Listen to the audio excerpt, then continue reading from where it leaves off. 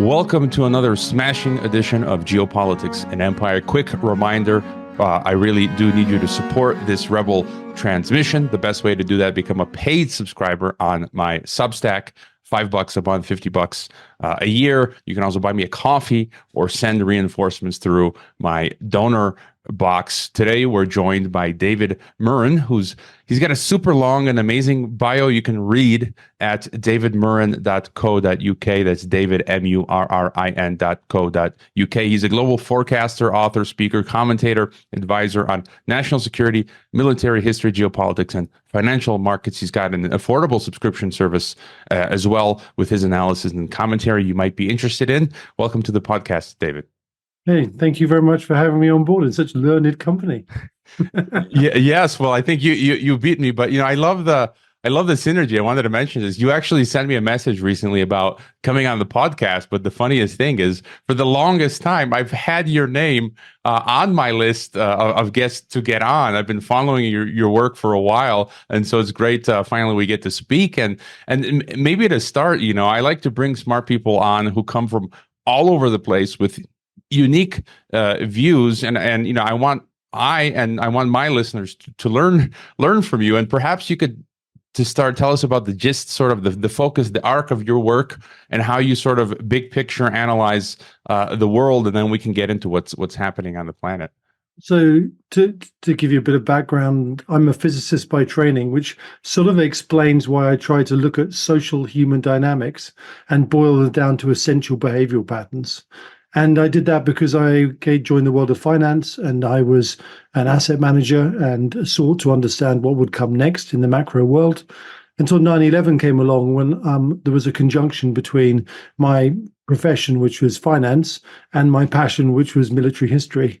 And I asked a simple question, was that an accident, or was it a far more significant event that would produce a historical outcome that people didn't expect, i.e. not 100 years of democracy, but actually the decline of the American empire? And in asking the question, I then had to work out how to answer it. And there wasn't enough price data to apply my models. So I reverse engineered what I think is a fractal of human behavior in price into what I call the 5 stages of empire. 5 distinct organizational stages, which I called regionalization, expansion to empire, maturity, overextension, and decline. And by the middle of 2002, I'd managed to go and prove that I could use the clocks of war to describe that pattern in every empire civilization I could come across. And it was profound. It talked about the way that society operated. For example, it expanded in what I call with lateral adaptive behavior, and it can decline with linear, like rigid behavior. And there's a whole thing we can talk about where we are in the world now, which is uber linear, and what that really means for lack of adaptation. But from that simple model, I had to answer other questions: is why was the duration, for example, of Western Christian empires shortened compared to the older systems I looked at? And then I realized that the national systems of Portugal, Spain, France, Britain, Germany trying twice, and America were essentially a bigger system, a super empire, which was a Christian mimic empire, starting with the Catholic faith, with the Spanish and the Portuguese, the Spanish and the French, and then really expanding to the world as a global maritime system, which was based on Protestant free belief, and also the lateralism that was conveyed by high ratio of coastlines to internal volume of Britain and Holland as seafaring nations. And that's really changed the world, because the democracy that started all those years ago in Athens, or attempted to start, or not a version we'd recognize, followed through to the democracies of Protestant countries like Britain and Holland, and they spread to the world. And we've got this ongoing conflict between autocracy and democracy in today's age. Then the other part of this sort of concept was, if there was a super empire in the West, there's probably one somewhere else. And I defined a super Asian empire, starting with the Japanese, followed by the Chinese, and followed by India. Now, that's all very obvious now, but back in 2002, people laughed when I said the West is going to decline, create a vacuum, and China's going to rush into it faster than we can imagine. It's going to out-innovate us, and it's going to lead to a conflict that starts somewhere in 2022 and into the peak of 2030, which is World War III. Now, that was 20 years ago. Now, the idea that you could understand cycles in this particular way, only a few people I've seen have attempted to do it, and this is much more profound in its construct. because it entered another idea, and that was the work of Kondratiev. And Kondratiev was a Russian economist. He believed in 56-year cycles, which is 3 kind of lunar peak cycles in effect. That's probably where it comes from. And every time it peaked or the world peaked, he noted there was conflict. Now, that really got my interest as someone interested in military history, because suddenly military history and finance coincided. And I worked out that the beginning of the last Kondratiev cycle started in '02, the one we're in, and I made a lot of money by being long of resources into the 210 peak. But I also realized rather soberingly that meant there would be a war at the end of it. And that war would be the drumbeat, in effect, of the shift of power between America and China. Now, all of this was worked out in '02, a long time ago. And since then, I've written books, I've talked about it, and every part of this journey has tracked it. I don't believe in predeterminism, but I do believe in unconscious cycles and collective unconscious cycles. And so the theory of empires, the theory of this Kondratiev surge, which I now would define in the context of something much bigger, and probably we need to talk about that in a second, and it's called entropy and how humans develop anti-entropy to survive. But we can talk about that when you get a question in. Yeah, and what you just discussed is fascinating, because that's sort of been the core of Geopolitics and Empire, the podcast. I've had people on, like the late Johan Galtung, who just passed at the age of 93. He was known for, in 1980, he supposedly said that the Soviet Union would collapse in 1990, which it did. He said that the U.S. empire will collapse. First, he said 2020. He revised it to 2025, and so it's kind of like we're along that path. And just on these cycles, I've got a lot of the books behind me, but you talk about the Kondratiev. There's I've looked at all these different other theorists, the Elliott wave, fourth turning. I can't even remember them, all of them right now. But just any thoughts on some of the similarities or differences that you take from these different authors? So I've been using Elliott wave to analyze markets on a fractal basis since I started this almost 40 years ago. It's a very profound system that, as a physicist, emulates the fractal nature of the universe. It's hard for people to operate because it's visual and it's about pattern recognition. So it's very much for lateral thinking people who are sort of visually creative to work with. But it really is the best system I've come up with that shows just how options and permutations work in a quantum mechanical universe, which we now understand us to live in. So Elliott wave is one thing, but with it and with a wave structure becomes a certain emotional cycle. Now, in fact, when you look at a Kondratiev cycle, which is the biggest cycle that I can observe or find, actually, the biggest cycle is 2 Kondratiev cycles. We'll come on to that in a minute. But within a Kondratiev cycle, there is an A wave and a B wave and a C wave, which conforms to wave counting. And so that process basically is consistent, that the fractals of behavior between one and the other are the same. So we see them in K waves, we see them in Elliott waves, and we see them all the way across our human system, in my opinion. And the basis of my 5 stages of empire is linked to Elliott waves work, which is the principal surges of wave 1, 2, and 5. Wave 1, 3, and 5, and the corrections of wave A and C. So it takes the corrections out. And that was the premise that I translated market wave counting structures into empire models and the basis of it, which has performed incredibly well in terms of predicting our behavior and the internal social construct that we would live through in those transitions. And so, again, you're the expert here. And one of my points, as well as for my interviews, is sort of to get across, my guests to get across what's most pertinent on their mind. So you mentioned entropy, if you want to talk about that. Well, so one of the things, as a physicist that looks at primary constructs is I had identified how we organized, but I didn't understand really why. I mean, there was a linkage to expanding populations for self-organization, but fundamentally, we self-organize into these structures. If you take away the destructive elements of maybe 1 or 2% of human populations, we are collectively anti-entropic. We work towards creating productive outcomes that push back the entropy of the universe. Because put quite simply, anything that lives in an entropic universe has to do that to survive and create a bubble around it. Because if you just stood still, you'd rot where you stood, just like a building covered with ivy and microbes 100 years later, we would be the same. So living is an act of will and energetic process, and that creates anti-entropy. And humans came up with this idea that we'd do it socially, collectively, and so the entropy of 1 is less than the entropy of 2, and the entropy of 10 is more than 2 by a factor of more than just the numbers. I would call it social coherence. And empires are really on the upward facing slope, the expansive dynamics of collective human anti-entropy that's coherent. And of course, it reaches a peak, and then entropy starts to take hold of the system, and gradually, unbeknown to the system, it starts to decline. So this entropic process is the fundamental reason why we do what we do, why we socially organize to create empires, and those empires basically anti-entropic. That's our survival mechanism. But coming with it is a really hard realization. Is imagine an empire that's gone up and it's curved, and it could just occupy the space in like an old person that doesn't live and doesn't die. And that doesn't really suit the collective organism called humanity. And so what happens is another system rises into the vacuum, as I described the Asian system.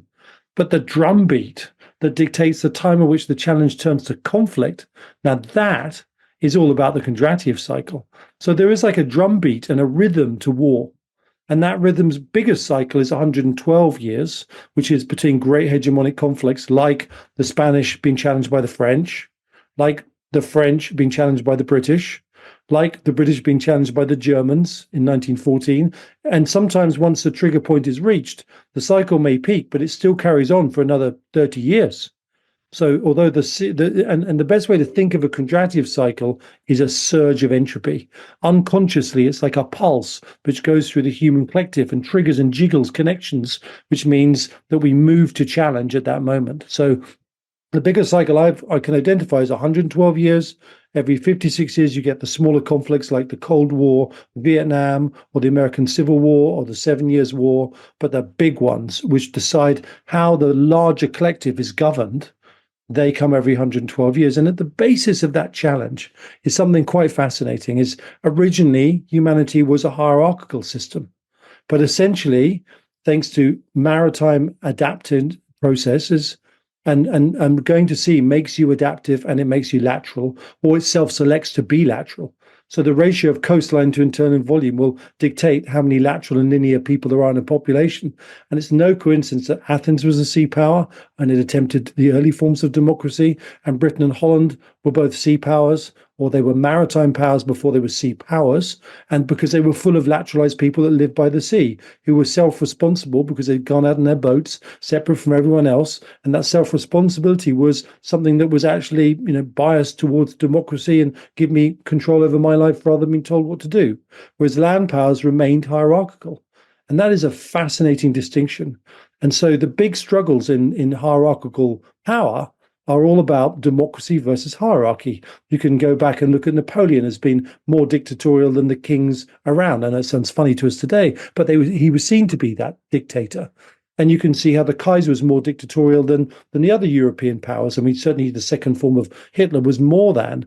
And this great struggle we're in now is the human race going to be hierarchical under the vision of the CCP, or is it going to maintain its individual democracy? And the struggle is coming at the time when democracy is weaker than it's probably ever been in its history since it started. So this isn't really a good test. It's a more vibrant hierarchical system in China versus an older and decrepit version of democracy in the super Western Christian empire in the terminal phases of this last cycle.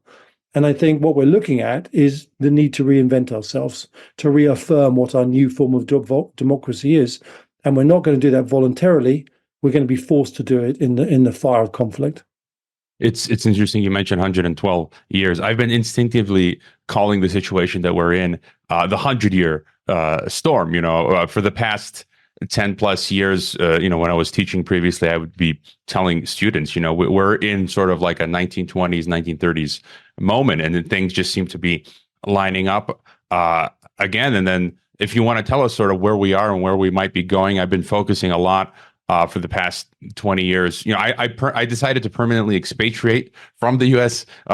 Empire, and I've been fascinated by the decline because in my view, again, looking at history, you see as we decline, the economy deteriorates, the culture degenerates, and politically tyranny rises. And I'm proof of that. A U.S. citizen being targeted by our intelligence agencies, taking me off from financial platforms, as I mentioned to you, DHS taking me off of PayPal, and then so you've got Washington, London, EU, NATO, and then you've got this apparent rise of the global South, BRICS, China, Russia, Eurasia, multipolarity. So where are we at?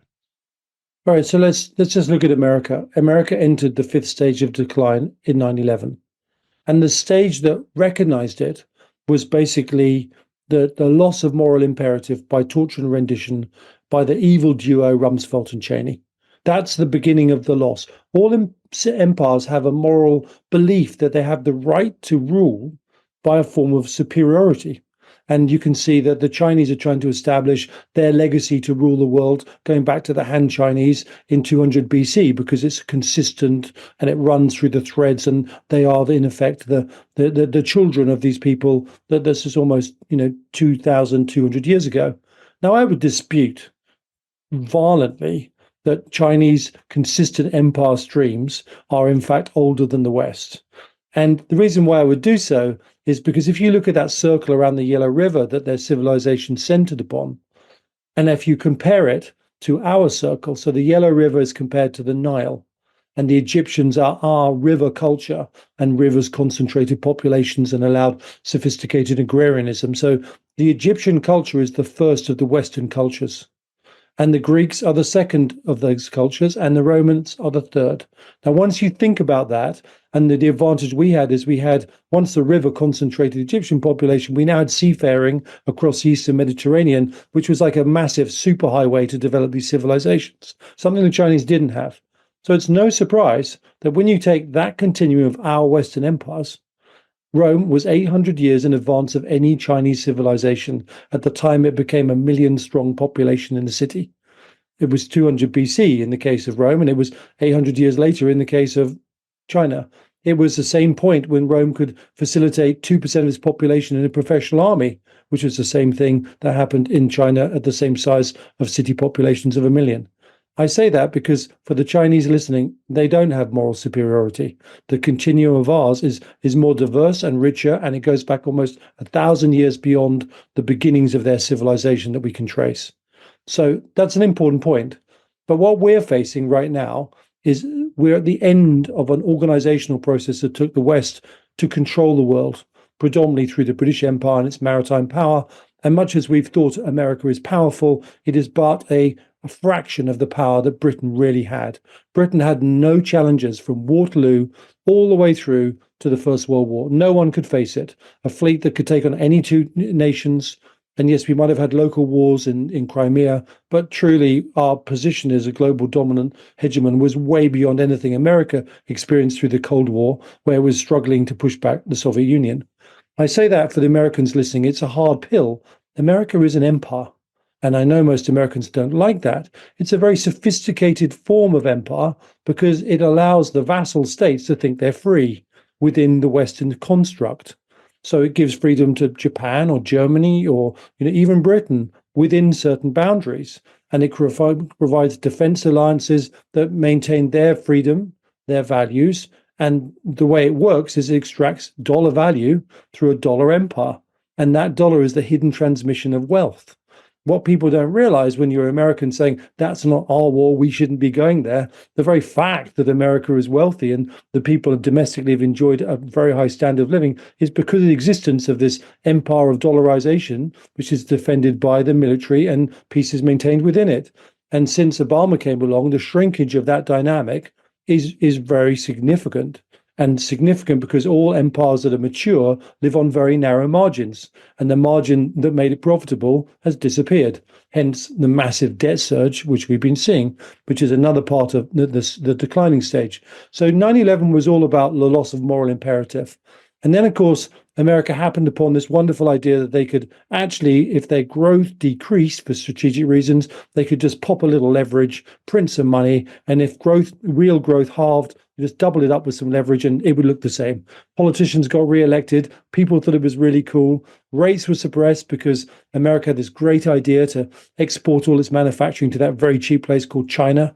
And the result was suppressed inflation, suppressed interest rates, and mad money printing, which finally came to an end 20 years later. And if it started in '03 with 3 times leverage, we're probably at 40 times leverage now, like a super leveraged bomb. That's basically where America is, thanks to its leadership. Now, one of the problems of money printing, which is just not discussed, is all about understanding that humans are not all the same. We accept that some of us can run 100 meters in under 10 seconds, well, 1 or 2. We accept that someone's can do in 12 seconds or 13 seconds. Those physical attributes we understand, or someone's taller and can dunk a basketball. But what we really don't understand is how different and the diversity of human thought processes. And I would argue there are 2 subsets of humanity. It's genetic. The first subset is the oldest. It's the hunter-gatherer roots, which were highly adaptable for daily survival. And those hunter-gatherers became the warrior leadership clan predominantly. And then the next clan came along, which was through agrarianism 10,000 years ago, which is all about predictability and repeatability. So we have this, all cultures have a duality between being lateral and linear. And what happens is that lateral people are adaptive and they tend to build things. So most empires are built by lateral people, having gone through the first stage of regionalization, having gone through a civil war, which we'll come on to in a minute. Lateral people move out and build the empire. Now, war is and has a massive social purpose for humanity. So until we can substitute the social purpose, we have to assume we're going to keep having wars with the periodicity of the cycles we've talked about and smaller ones below that. And that is essentially, wars mean that rising systems are adaptive and lateral, and old systems tend to be linear, especially if they printed money, because it allows you to pretend it's all going to be the same, to remove maverick thought or maverick questioning, and linear people work together to hold it all together on the railway tracks and refuse to see the tidal wave coming at it because it wasn't part of the plan. And that makes them prey to this adaptable rising system in the conflict. And if there's one thing that happens in conflict, is systems lateralize. Linear leadership gets its men killed very quickly because it's predictable, and lateral leaders rise to the fore, and the longer the war, the more adapted the lateral system becomes, even though many of those people are dying in the process. And the net effect is adaptability, creativity. Look at Ukraine. Look at even the Russians are adapting in the way they fight. And the Ukrainians are more innately adaptable because democracy imposes greater levels of self-responsibility and thought than the Soviet system. But all systems will adapt. It's a question of how fast. So conflicts like a civil war supercharge a country because both sides, everyone's involved in it, and it purges the system of linear thinkers and it surges forward because the lateral people are fully in charge afterwards. They're militarized and they run down all the resource chains. That's where China is, interestingly enough. And the West is very much in a super linear state because of the sophistication of our money printing has made it go on for longer and longer. And the maverick lateral people have been spat out and they're in fields somewhere looking down rabbit holes with not enough linear skills to work out which rabbit hole's real or not. And they're completely bamboozled as a result. So I would argue in this dynamic, it isn't I'm better than you and you're better than me. The mindsets have symbiotic relationships. Strategic thinking is a lateral process, but execution and repetition is a linear process. Well, obviously, I might build a factory, but I'm not going to run it very well. Then a linear person will run it better than a lateral person. So we need to understand our differences and work together, especially at a time like this where we're really under stress. But that's not how our leadership's working. Our leadership is blind right now. In fact, it's got its foot on the accelerator in the case of Biden and certainly Sunak in the UK, and they are driving the world into war by their, in effect, extreme appeasement strategies, which are basically even worse than Chamberlain, because Chamberlain assumed the worst and was preparing with a defensive package, whereas Biden actually hasn't, and he's weakened American defenses, and Sunak has actually given the keys to the door away. So there's some parallels which are quite frightening, both of which are super linear leaders, and both of the people around them are super linear too. I got so many questions, but let's get to the war thing. So many people I've had on and just me reading the tea leaves, the signals, it just seems like this momentum has been built on this train, and it's almost like it can't be stopped. So many things we can discuss. Many countries now, Croatia, my own country, Serbia, Baltic, European countries they want to bring back conscription. You're seeing, the U.S. empire say South Korea needs to have nukes. They're putting together an Asian NATO. I saw you just on your Twitter share news of stuff like that. So this march towards war, I feel like it's inevitable, because as you say, war is the default in human history, peace is the anomaly. And so your further thoughts on this conflict that's coming, can it be stopped? What might it look like? Will tactical nukes be used? Further thoughts. So we're over the brink, I'm afraid. And what's important to understand is what's driving this process. I can talk about, a 112-year cycle and the entropy that surges, but there's some also hard things to realize. The Chinese created a brilliant strategy. After the third Taiwan Straits crisis, they realized they weren't going to get through American military power. So they decided to create a process where they induced America to invest in its manufacturing base, to transfer its IP, and what it wouldn't transfer, it would steal in a systematic process of 100,000 plus high IQ Chinese ripping cyberspace apart. And that was happening even as we were trying to transfer manufacturing IP to China, which is just stupid. But you've got to understand the imperative for America was keep inflation low because we need to print money. And that's a weakness that they preyed upon. And there was a blindness across Wall Street of just make money, not understanding we were funding a 30-year plan, which meant that they would take our manufacturing, demanufacture the world, industrialize it, and then they would have the biggest manufacturing capability in the world, as America did in the Second World War, which is how it won the Second World War. So we gave them the keys to our doors. And right now, we've also suffered from really poor leadership, which is typical in American decline. I think Bush was probably, if we could get Bush Jr. back, we'd all yip for joy, and he was relatively strict. He was honest, straightforward, but he seemed but he was actually, I think, far better than people realize. Obama was the worst president at the time we'd seen. He gave away American power on the most epic scale.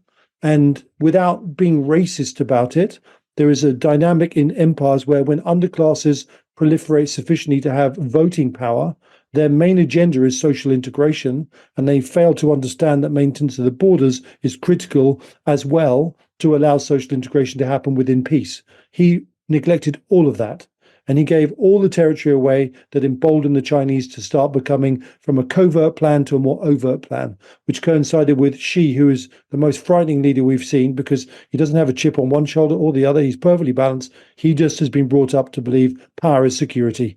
And he has a strategic mind that would make most of our leaders, if they can get inside, terrified. And they're running rings around us. So you've got this massive rise of China, this weaponization of China. And the critical to the moment was all challenging hegemons are faced with a hegemony that's had decades to build weapon systems like carriers and naval power. So they don't have the same time. And certainly China doesn't, because it's been held under a glass ceiling for almost 40 years by America. So it's getting the demographic tip over. So it's a real now or never moment for it. And essentially, what they need to do is they seek asymmetric weapons of hegemonic challenge, as I call them. So the Germans use U-boats. They've tried to use an air force. And essentially, what the Chinese created, and when they first appeared, I was screaming, now this is real, was anti-ship ballistic weapons that were conventional warheads to kill carriers, the basis of American power. They appeared in 2017, and I was screaming, guys, this is now really serious. They've created something that's almost impossible to defend against when used in saturation. It destroys American carrier power, and it destroys the basis of hegemonic power projection. Now, you can talk about the US Air Force, but basically carrier power has been it for America. Now, people just didn't respond. I wrote a book about it called Red Lightning, all about how the Chinese are building a system to create Pearl Harbor on steroids, thousands of missiles that saturate Japanese and American defenses in the first hour of a war with no warning, no build-up like we saw in the invasion of Ukraine. And my thesis is that's what they've created.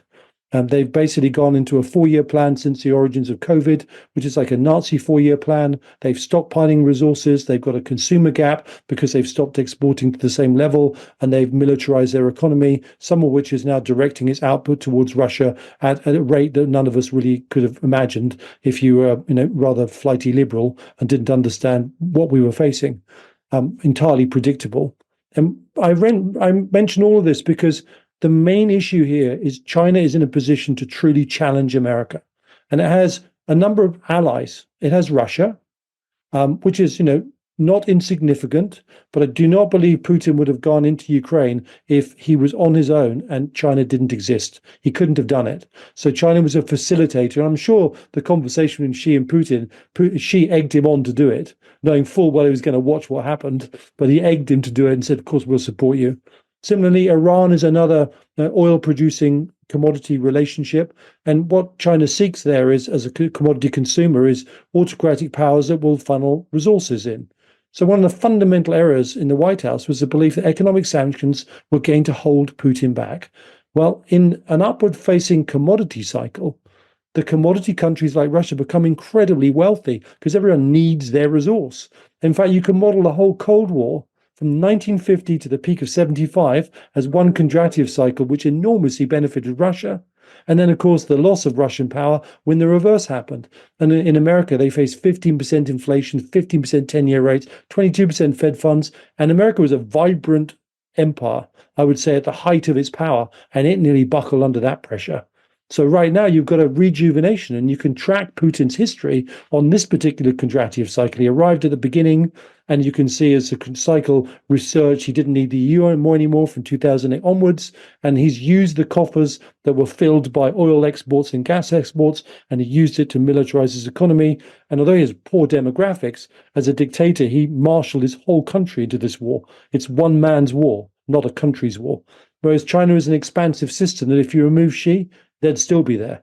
Whereas if you had a different Navalny, for example, Russia wouldn't have been aggressive. It wasn't innately aggressive. It was aggressive because it is led by an aggressive leader, and it had the resources through commodities. And then the last piece is North Korea, which is not an independent state, but a puppet of China. Every time it throws a rock at America, it's because it was told to by Beijing. We should be treating it as the same country, not as some independent nation that happens to share China's views. On the contrary, and the technology they're developing in their missiles, where does that come from? Well, they didn't develop it. It comes via train from the north. So we've got to see this architecture of what is now a very coherent and integrated autocracy. It's an axis of autocracy that seeks nothing less than the global destruction of democracy. And we are mobilizing so slowly and just do not realize the magnitude of what we face because we're hubristic. So, yeah, I think that's definitely on point. And I guess beyond the pale, I mean, we can't really predict what would happen, but I guess just one more thought on that. It would be, I mean, tens of millions of people could be. Look, so you asked about where we are in this process. Make no mistake about it. We can definitely say World War III started with the invasion of Ukraine. And now the Middle East is on fire. That is not a battle between Hamas and Israel. That is a battle between Iran and Israel using Hamas as its proxy. I mean, on the day it happened, I warned it would escalate, and it was the beginning. Why did Iran start it at that stage? It started because it didn't have social coherence, at high inflation, which, funny enough, and high debt levels, which are now being paid off by selling oil to China as the price goes up. But basically, they were like Russia was to hold his bandwagon together. He had to go to war. And he was supported by an alliance of people that believed they could do that. And China is exactly the same. The last piece of this puzzle is when China chooses to go to war and takes the whole of the Asian basin like Japan did in the expansion of the Empire of the Sun, except for there will be no warning because the weapon systems they built defy our ability to assess when they're going to be used. The Chinese understand that all of the wars that the West has won have been intelligence-led. That's why they're into quantum cryptology, so they can send safe signals that we won't break. And why we're into quantum computing, because we want to break things. But the Chinese have thought about that. And one of the problems is that hegemonies are highly predictable in their last stages, in their mature stages. take, for example, Hamas. The Iranians taught Hamas not to use electronic signals that would be heard by Mossad or the CIA. They taught them to use hard telephone lines and pieces of paper. So you can assume that the nuclear program inside Iran has very similar operational levels. So I am really concerned that they are at or close to a breakout. And the reason why they are doing what they're doing is to create the space for them to make the breakout over 2, 3, 4 weeks. And I think it was a huge mistake not to strike their nuclear facilities after their battering of missiles that were defended. But we're missing the point. And I think the reason why so many people came together to defend Israel was because they couldn't assess whether there's a nuclear weapon in one of those warheads. So they had to make as close as possible 100% shield work, because one could be the one with a warhead. So I think we're in much more tenuous ground, and Biden's every step actually encourages aggression through showing consistent weakness. It's appalling watching him. Yeah, and as you mentioned, the Third World War having begun in 2022, I've had a number of European intellectuals on the podcast say exactly the same thing, confirming your analysis. And just to go back to the U.S. For a moment, the West, just any thoughts on what this collapse might look like? Thoughts on this decline of democracy, this increase of tyranny in the West. We've seen in Canada, Trudeau, like people protesting many of the measures of the pandemic, having bank accounts frozen. It's happening in Europe to journalists, to their parents who have nothing to do with anything. They're just accounts being shut off, and now free speech is under attack in the West. So you're seeing these signs, and there's talk of second civil war in the United States. We've got these crazy elections coming up. It's almost banana republic sort of stuff. And any thoughts on this? So you've a lot of things you touched on. They're all part of one process. So decline means less to go around, and naturally systems fracture to try and compete as to how to split those resources or optimize them. So the decline of American politics and Trump's intervention into it. Now, what was interesting, his slogan was perfect: "Make me great again," because Obama's made me less than. But the trouble with Trump is, although he's lateral and some of the things he points out are appropriate, he is compromised by Russia in some way, in a frightening way. Look at his behavior. He's insulted every politician but one man, and that's Putin. There is some definite hold that Russia has over his behavior. Look at the way he got the Magda Republicans to stop the arms package, which is so significant to the Ukrainians. I'm afraid he is not an agent for the well-being of America. He's certainly an agent for his well-being because he's a narcissist. And in prior times, a narcissist like Trump would be unacceptable in politics. But one of the processes of systems that rise is individuals are ambitious, but they sublimate part of themselves to a collective that's successful, and they're proud of that collective. On the way down, the collective actually becomes less important than self. And so basically and society becomes very selfish, and narcissists start to thrive. So there are more narcissists in control or in power than ever would have been in the rising process, which is why Trump doesn't look like he stands out, because there are many people around. He happens to be a personification of it. But nonetheless, many of the people that might vote him have narcissistic tendencies themselves and don't see it. Now, the trouble is with narcissists, it's the one thing any contact with them will leave you worse off, period. Whatever you think of their advantages, however you think in business you can harness them or gate them or create boundaries around them, they will blow out of them. You turn your back and you'll turn around to see ashes. So Trump will destroy, even if there isn't a war, Trump would destroy democracy. And he tried to. He's a dictator. He's jealous of Putin's power. So we need to understand he is that man. Biden, on the other hand, is equally as bad, although he's not as narcissistic.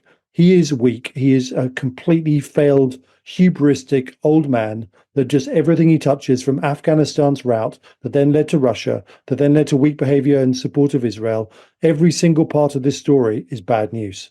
And although they try and control China's exports to Russia, they really don't look in the mirror to think, what are the signals we're sending Xi? We've been sending weak signals, so why is he ever going to listen to us when we ask? So there's a lack of awareness, lack of strategic planning. Now, interestingly enough, the condition of America and its fracture has a precedent, and that is Britain. In 1911 to 1912, Britain was literally going through a process where it's becoming poorer. There was a rise of liberalism and the need to literally spread the wealth around from the few wealthy people, which is really where Biden is. He's a wealth distributive politician. And there were two governments, and Winston Churchill wrote about the period, and he said, it was quite amazing that we got through it because I thought the army would have to intervene in a civil war. Now, that political construct emboldened the Kaiser, and the Kaiser became more aggressive, looking to go and drive through the fracture. But all it did was then combine the two sides that turned, faced the Kaiser, and happily went to war in 1914. So for those that think America's going to break into civil war, I would argue not before China makes this move and not before China reunites both halves of the house to face a common enemy. So that's really important. We must remember that. I think the process that you talked about of sort of tyranny, as you called it, there is something that happens less in decline, but in decline it can happen. You know, you can think about Nero and characters in Roman history that are destructive. But I think it's something else. I think as this pulse, with this K-wave entropic pulse comes along, intrinsically we know that times are no longer peaceful and full of plenty, that hard times are coming. And the migration of leadership is always towards dictatorship. In democracy, it's benevolent dictatorship like Roosevelt and Chamberlain.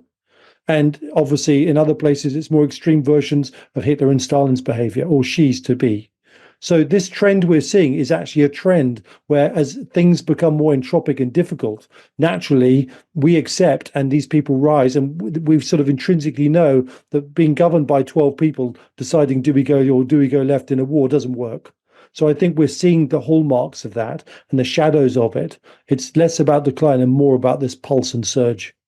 Yeah, it makes perfect sense. There's a logic to it. And maybe your thoughts on the economy, you know, the dollar, its status as world reserve. There's talk of de-dollarization. There's talk of hyperinflation of the dollar, financial crash. Well, what's important for you when it comes to so all of the above, really? I mean, de-dollarization has happened.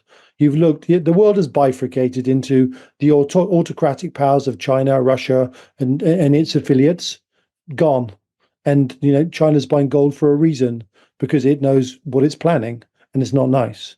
So de-dollarization is a reality. The world is bifurcated, and the current American empire was based on the whole world being dollarized. So you halve it or you knock a third of it off, and it's just not going to work. So the dollar is really under threat. But then if you look at the yen, that's under threat because it sits next to China and it's number one target. If you look at Europe, you know, and I think at the moment, we'll come on to the NATO view of Russia because it's a little bit alarming again. They're so hubristic. They never predict anything that comes ahead. And one of the things they're saying is, you know, Ukraine is obviously sapping the strength out of Russia. What they don't realize is the Chinese and the North Koreans, when they finish their job in Asia, are going to send their soldiers to the Eastern Front quicker than we actually can rearm. And so we need to be aware this is a world war. It isn't just a regional set of isolated events anymore. And we need to be prepared for the massive manpower that China and the Asian countries can bring to bear and resources for industrialization. So this idea that don't worry, the Russians won't be up for it for 10 years is another hubristic idea that's madness. So de-dollarization, yes. Inflation, absolutely. Inflation is going to come because resources are going to go up. This is the phase in the Kondratiev cycle, the C wave, where resource constriction comes through conflict. And, you know, things like gold go up to 10,000 and oil reaches 350 by the peak of 2030. It's nasty stuff. So inflation for a money printing Western world is a nightmare. And we are going to have to face it. And I think there's going to be a massive round of debt forgiveness. Somewhere all of the Western debt's going to turn into 100-year debt with a bullet payment somewhere in the future. And all you've got is a piece of paper. Because without it, we're not going to make it. We just can't create a war economy. And I think that's really what's going to happen. Is interesting enough, we've sort of had this non-real, highly fiatized economy, and war will bring us back to reality, real production rates, real manufacturing capabilities. You know, it isn't about handbags anymore. I'm sorry. If it doesn't help us win a war, it's not there. And so, yes, they'll print money in a different way, but no, it's not going to go to the Magnificent Seven's share price. It's going to go to different places. So we need to get our head around that transition, which is happening as we speak. And any quick thought on, I'm not very keen on cryptocurrency, but, you know, Bitcoin and stuff like that. Look, the blockchain construct is an analog construct. And someone will get a quantum computer and rip them apart. So this is only a short-term solution. Yes, you can argue that someone might have a quantum blockchain one day, but I haven't seen the evidence of one turning up. So let's assume it's a short-term hedge against the dollar that's independent of things, and it's behaving like a safe haven, a bit like gold. And yes, I think Bitcoin probably will reach 96, and it possibly could surge to 120. But after that, you're out, I'm out, gone. This is a momentary sort of something that works in an environment for a limited period of time, not a long-term solution. The long-term solution to holding value is gold and silver. It always has been. This is, I've been coming to the same conclusion. I just see too much tulip mania, cult-like behavior with Bitcoin and the cryptos, and then the energy aspect as well. I just don't. What you just laid out, I've had that same feeling. Now, a quick thought on if you looked into globalism or this idea of world government, because that's something I look into as well. And there's people trying to couple together like a global currency. Do you have any thought on, people talk about Klaus Schwab and the Great Reset, and any thoughts on this idea of globalism and forces? So I mentioned earlier the phenomena where society becomes highly linear and the lateral thinking people are literally like pushed out into the fields and they're exiled, metaphorically. And human beings don't do well on their own, and they go a little bit sort of down the wrong rabbit holes. But lateral thinkers that have been exiled, that don't have very disciplined linear thought, can go down some very bad rabbit holes. And this particular one is one of my top rabbit hole. Because have you ever met Davos Man? Have you ever really seen him in the flesh? And I have.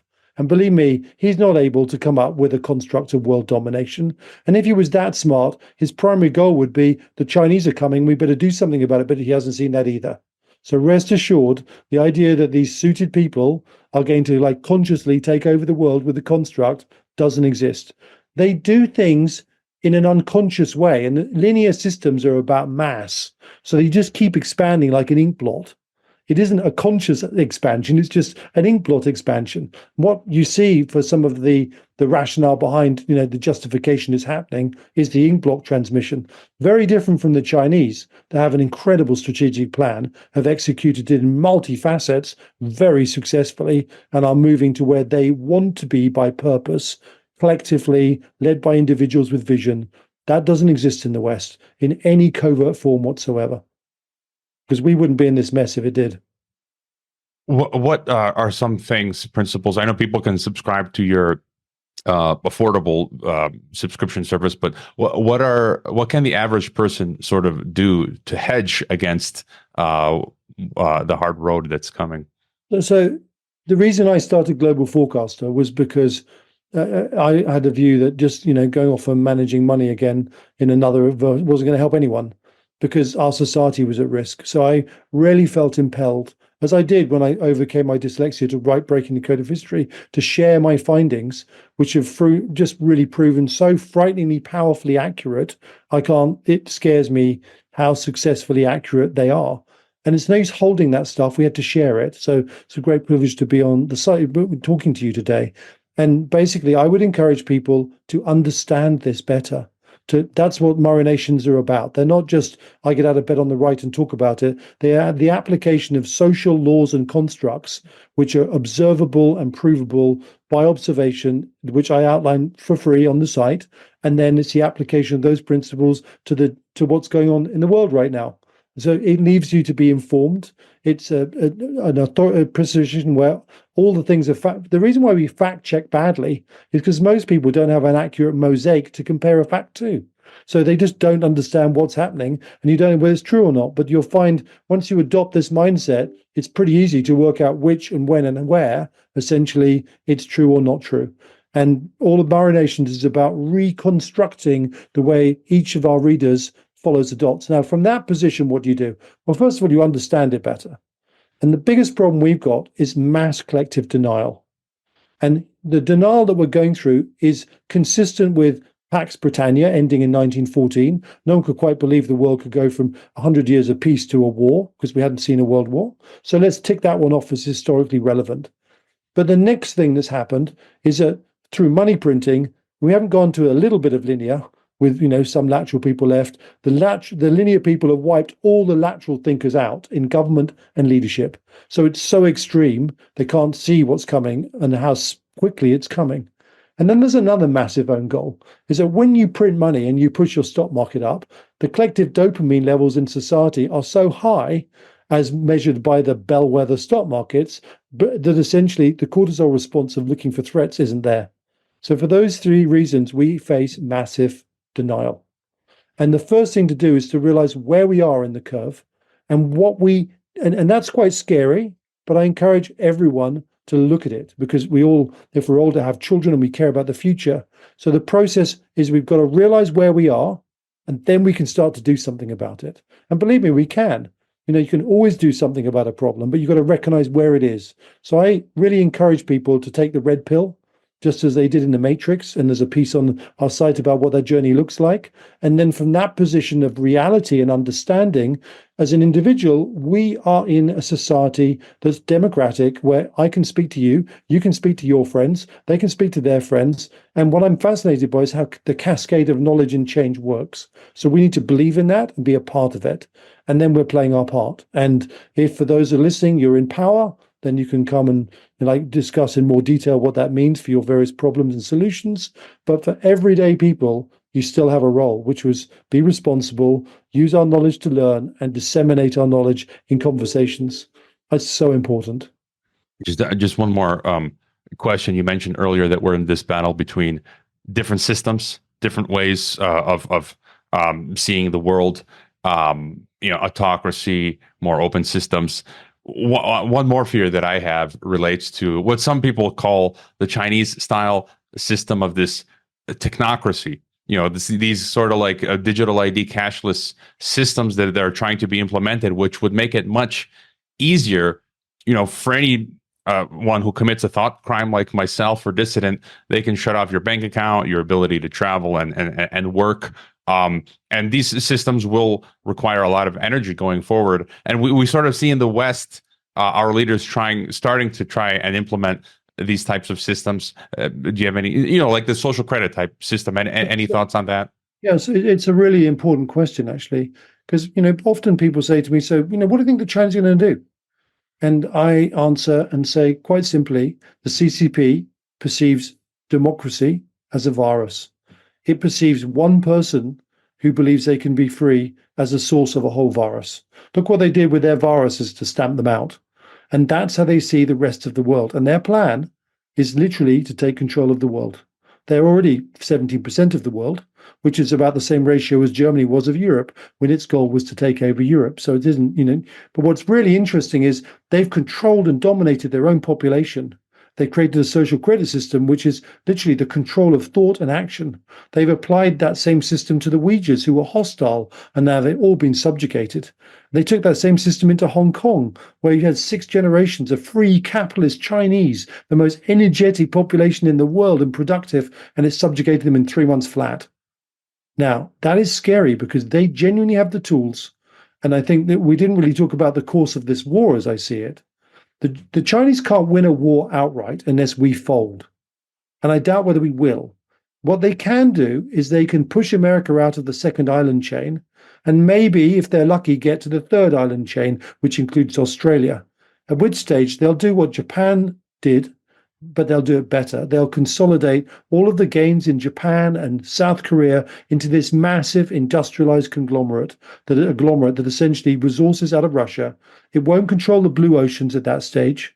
It will send its men to the borders of NATO, and it will consolidate for 5 years, is my guess. And it will come out of that region with thousands of warships to our hundreds. And then it's going to emulate what we did. It's going to use the oceans to surround continents and bring them to their knees. And one by one will go down, and the world will be CCP controlled. That's their plan.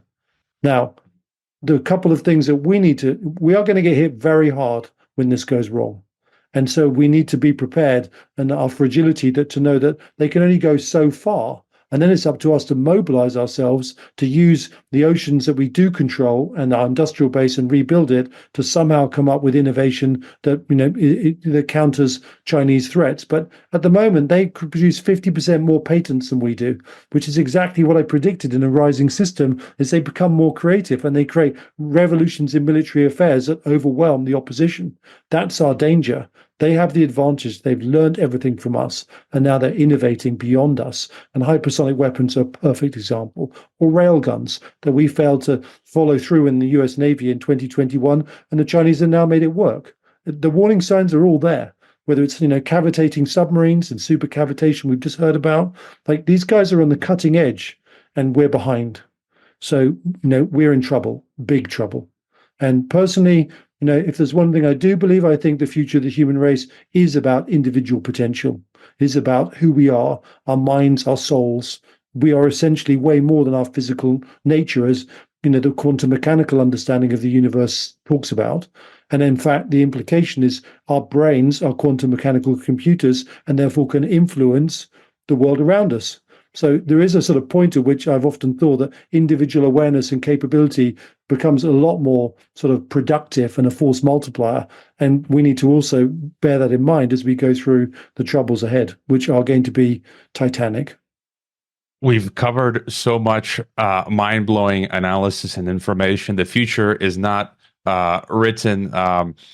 That was a great sort of final thought there. Tell us then, the best places we can find you, your projects, services, books, and so forth.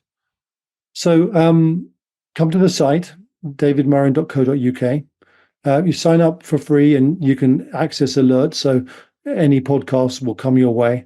But what we really need to do is access the Murrinations. They're not more than $50 a month, £50 a month. And we're talking about investment grade information of geopolitical understanding that isn't like a newspaper that tells you what's happened. It basically will tell you what will happen before it happens. And then we even track the newspapers catching up with us just to show you how often we're ahead of the curve. For example, we ran a big campaign, which is essentially Britain needs a missile shield 5 months ago, warning that we were totally exposed as the number one NATO that's basically supported Ukraine, like poked everyone around them. We're on the number one hit list of Putin when it goes wrong, and Britain has no missile defense shield. And 5 months later, it's now finally coming to the public. People are finally talking about it. And that's very common, where things we talk about are before others or before people see it. So become informed, understand what's really going on, overcome your fear. And that's it. If you're a financial investor, if you're basically in that space, we have a whole area designed for the senior levels of asset management. And if you're a government agency, we also work with agencies, provide our knowledge to solve problems, whether they're in the military or other areas of government, because all aspects of this model are applicable, whether it's the NHS not working and why it doesn't work. Basically, every aspect of society is touched upon by the broad theories we've talked about, which can be refined into much closer detail, and the principles that are really important to gain growthful, expansive societies that have respectful dynamics. All right. The links are in the description, so people can go check that out. They can also follow you on Twitter X at Global Forecaster. That's without the last E. Thank you, David, for being on Geopolitics and Empire. It's been an absolute pleasure. Thank you for your time to interview me. I hope you enjoyed this Geopolitics and Empire podcast. The website is geopoliticsandempire.com, and I encourage you to sign up for the free email list that goes out with each podcast and every weekend with a collection of news headlines. The newsletter and website are our last lines of defense. We're being censored and deplatformed. It's nearly impossible to find Geopolitics and Empire on the Google search engine. We've been blacklisted. YouTube frequently takes down our videos with strikes. Facebook restricts our page. Reddit and Twitter take down posts. And after the Associated Press mentioned Geopolitics and Empire in a 2021 article co-written with NATO, our Patreon account was terminated. Vimeo also terminated our Pro account. The best free way to help Geopolitics and Empire is to leave a review on Apple Podcasts or elsewhere and subscribe to all of our media channels. You can find the video broadcast now on 5 platforms: Odyssey, Rockfin, Rumble, BitChute, and Brighteon. You can find the audio broadcast on the podcast ecosystem: SoundCloud, Apple, Spotify, and so on. My current favorite social media channels are Twitter and Telegram, but you can also find us on Gab, MeWe, Minds, Float, VK, Instagram, Facebook, and LinkedIn. Finally, Geopolitics and Empire is in dire need of funding to continue. You can leave a donation, purchase a consultation with the host, or become a member to receive additional benefits.